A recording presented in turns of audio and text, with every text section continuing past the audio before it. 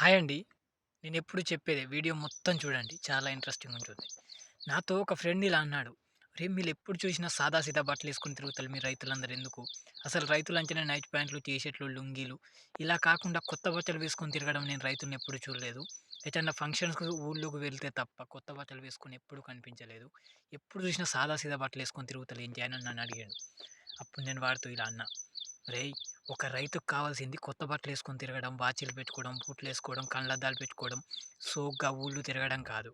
తను వేసిన పంట ఆరోగ్యంగా ఉందా లేదా? తనకి ఆ పంటకేమన్నా రోగం వచ్చిందా? దానికేమన్నా మందు కొట్టాలా? దానికేమన్నా పురుగు పట్టిందా? ఇలాంటివి చూసుకుంటాడు తప్ప తన గురించి తను ఆలోచించడు. ఒరేయ్! తనకు జ్వరం వస్తే రూ. 2 పెట్టి టాబ్లెట్ కొనేసుకోవడానికి ఆలోచించే రైతు, తన పంటకేదైనా అవుతుందని, ఏం కాకూడదని 10, 15 వేలు పెట్టి మందు కొడతాడు. అరే! ఒక్కరోజు తనకు ఆరోగ్యం బాలేకపోయినా ఇంట్లో పడుకోడు. తన పంట చేనుకొచ్చి, తన పంట ఆరోగ్యం, తన పంట ఆరోగ్యం ఎలా ఉందని మాత్రమే ఆలోచిస్తాడు. నిజంగా తన పంట బావుంటే తను చాలా ఆరోగ్యంగా ఉంటాడు. తనకు ఊపిరి పోసేదే పంట. వాళ్ళింట్లో వాళ్ళ పిల్లల్ని కూడా అంత బాగా పట్టించుకోడు. కానీ పంటని అంతకన్నా ఎక్కువ పట్టించుకుంటాడు. కన్న పిల్లల కన్నా తను వేసిన పంట మీదే ఎక్కువ కాన్సంట్రేట్ జేత్తాడు. అరే! రైతు కార్‌లలో, విమానంలో తిరగకపోవచ్చు.